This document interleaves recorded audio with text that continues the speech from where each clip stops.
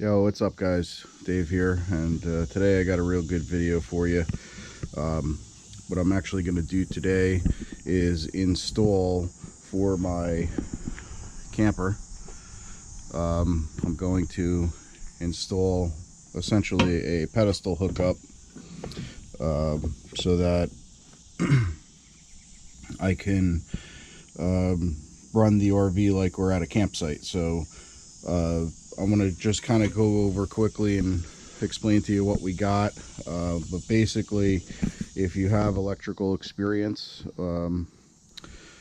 you can do this for if it's a close run and you don't have to run this, like a couple hundred feet. You could do this for about just under $300. So I just kind of want to explain to you what we got here, and then we'll start getting into the video. So I picked most of the stuff up off of Amazon, and this right here is a 70 amp 120 240 pedestal panel with the breakers in it. So basically you have 50 amps on this side, which is basically set for the RV, and another 20 here, which is additionally additional power for whatever else you would want it for. So there's several different types of configurations for this, depending on what you want, but this is the one I wanted, and I picked this one. Actually, here's I'll show you the model number there, so in case you guys want to look it up and pick one of those up. And I picked this up basically because it has this space in here, so with any luck, while I'm hooked up to this, I could close it, and if I wanted to, I could put a lock on it so nobody could steal my surge protector or anything else. So you obviously need this. You're gonna need some wire rated for 50 amp. I chose copper. It's actually strand copper wire. Very hard to find for a good price point. So basically I picked up 6.3, which is basically it's a black, a red, a white, and then that's what the 3 is, and then you have a ground conductor. I'm only doing a short run. I'm doing it under 25 feet, so we should be, that's all I need. I have for this a 50 amp 2-pole 50 amp breaker, and it's just a regular breaker that fits my panel. There are several different types depending on the panel you have, and this is the one I need. In addition, we have this stuff here that I picked up at the big box store. I needed a small piece of conduit. Unfortunately, I have to buy like a 10-foot piece, but I only need about maybe like a 2-foot piece or so. I got this here. Basically what I'm going to be using this for is an elbow. They do make, out of this, they make pre-made, pre-bent elbows. However, they're like long turn, made for fishing wire through, and for the application that I'm doing this, I do not have enough of room for that, so I needed something a lot tighter, but I could still fish the wire through because this has 2 screws in it that comes off with a weather seal, and we can pull the wire out, shove it up, push it in, put the cover on, and we're good. A couple of clamps, male adapter, which will get threaded into here.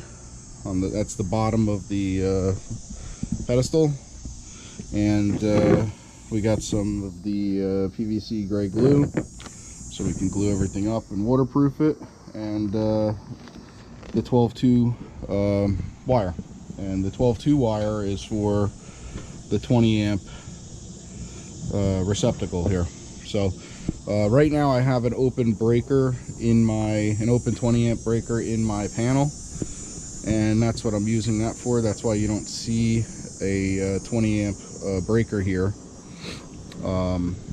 So let me just go show you where I'm going to install it, and then we'll start getting into how we're going to do this. It's not going to be a full how-to on, full-on how-to, but I'll kind of show you what we're going to do. So in my basement, you can see I have my panel is, kind of comes in, and then the wire comes down right over here, and my panel is pretty much about, 1.5 to 2 feet in on the basement wall.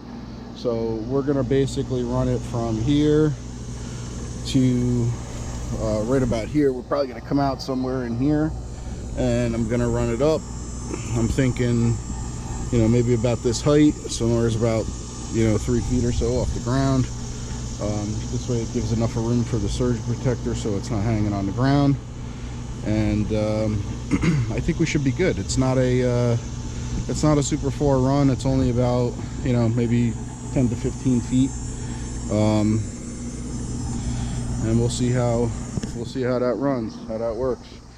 It's gonna be a little tricky in my basement because I have a pretty old house from 1890, especially that section, and we'll get into it now. So I'll do videos along the way, and then we'll piece these all together. But first and foremost, if you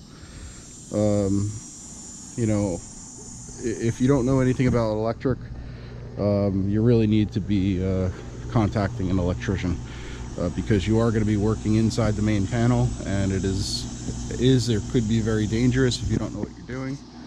So I would highly recommend an electrician unless you have the experience to do so. So see you guys later. Okay, so basically what I had to do was open this up. Got to prep it for the install. Unscrew these 2 screws, unscrew the screws that hold it in. You can take the cover off.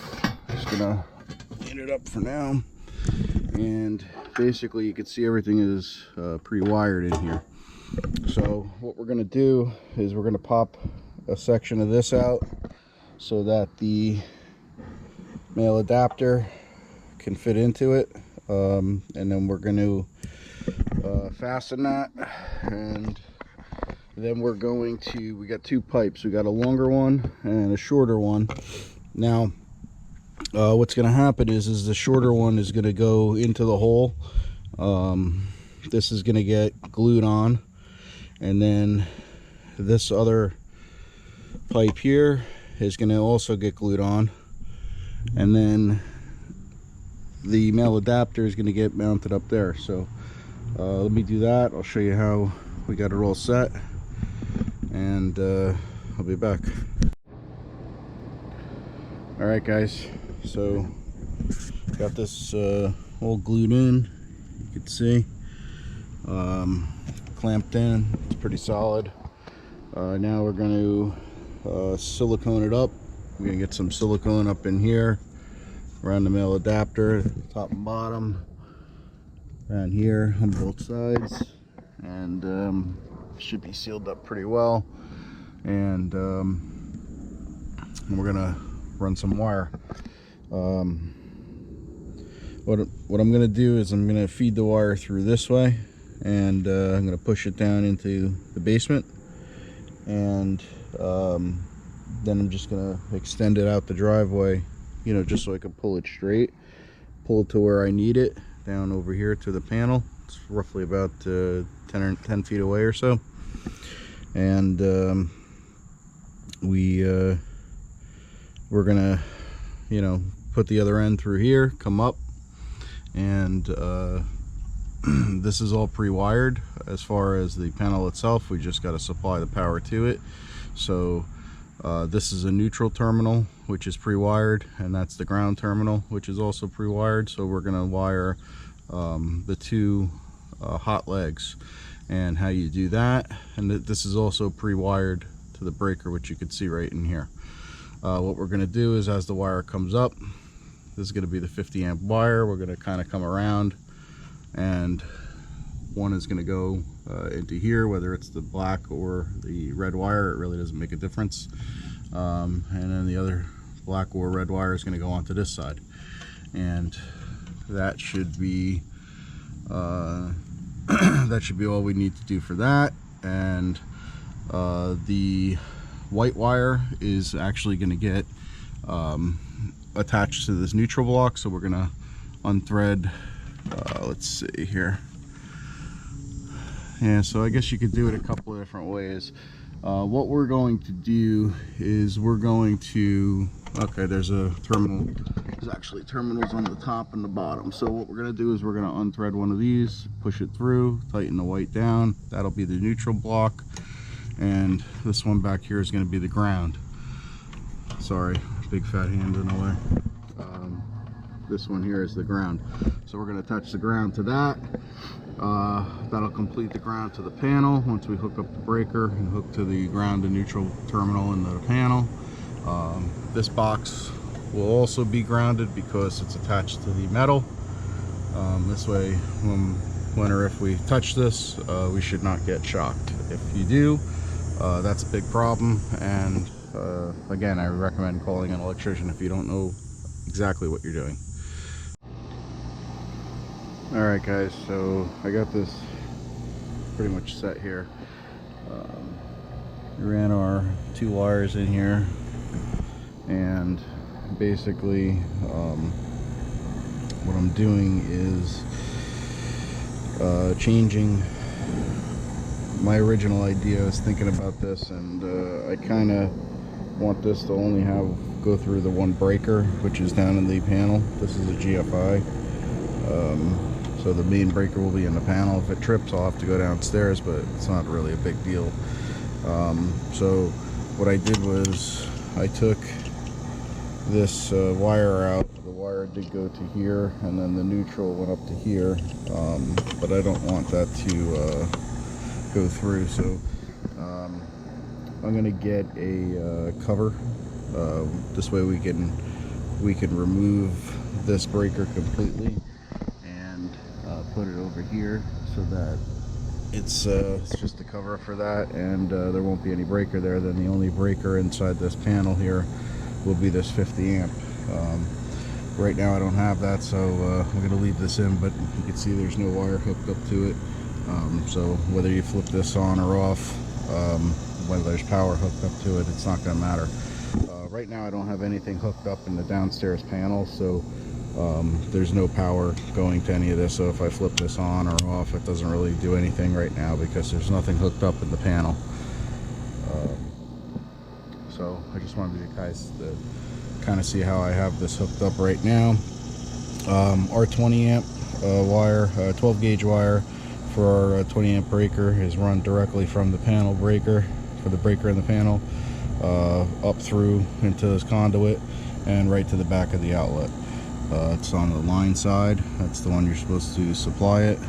The other side with the sticker, that's if you're going to hook anything on in addition to this outlet. And you know, you want, so like for instance, say you hook up another outlet, but you want that other outlet to be GFI, you would hook it up to this, because when this GFI trips, so will the other outlet.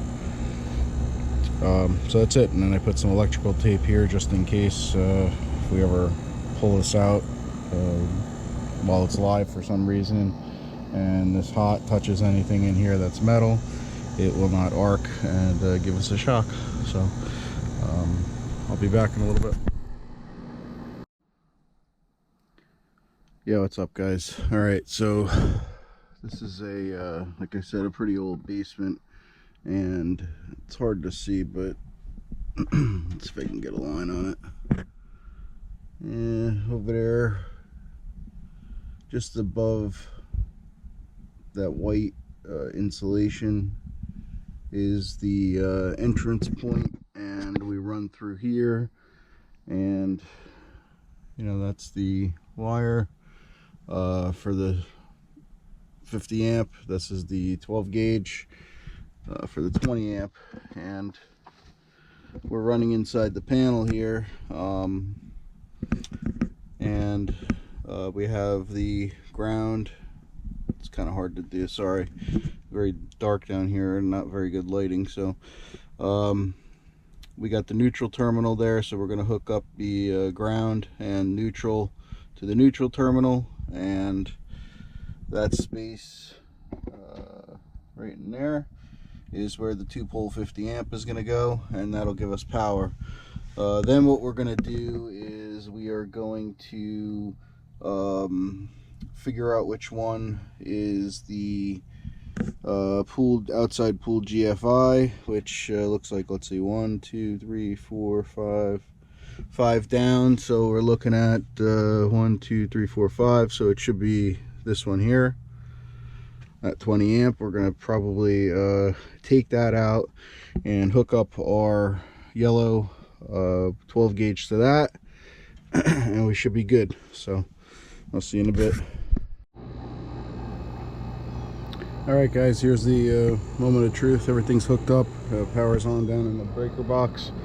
So basically what we're going to do is hit the reset button on this. We're going to push this in. We got a green light, we should be good. We're going to just check with the outlet analyzer. See, it says here correct. If you get 2 yellow lights, we're going to see if we can see these yellow lights as we plug this in, and looks good. So this is wired properly.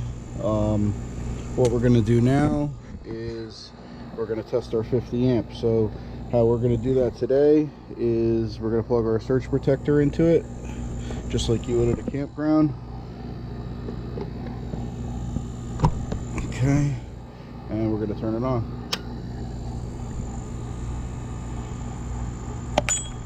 Okay, that's good.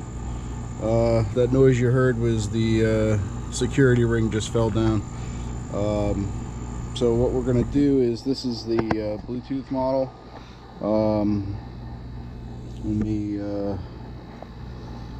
Let's get to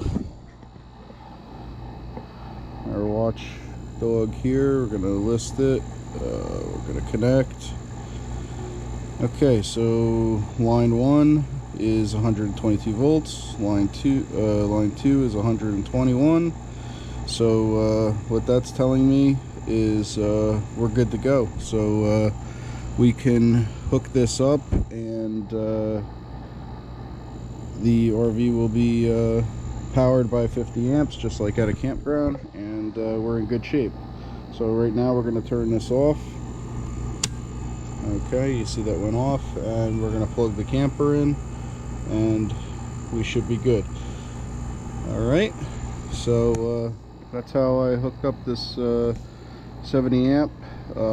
Again, I got to get a cover for this because this is inactive, because I ran the line directly to here. I didn't want an additional breaker. There was no need for it, so that's how I decided to do that. Again, you should hire an electrician if you're not 100% sure on what you're doing. Alright guys, just wanted to give you a final look at how we finished out here. Everything looks pretty good. So we're on. That's what the lit up face on the dog is. And this doesn't fully close. The handle actually still hits it, but if I give it a good little push, that'll be good enough for me to get a lock on there if I want to. So I'm good with that. And right now we got the wire running down, connecting to the camper, and the ACs are on. So let's go inside and check it out.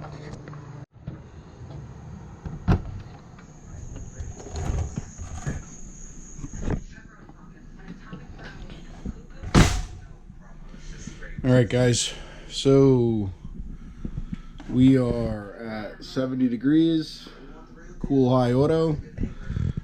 Cool high auto, basically what that means when you have it on auto is when it gets to temperature, it shuts the air conditioner off for you. Alright, and again we're on cool high auto, 70 degrees. Both of these thermostats are set for 70 degrees, and we are in good shape. So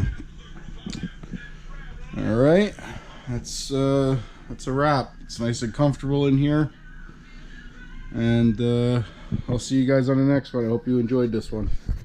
Later.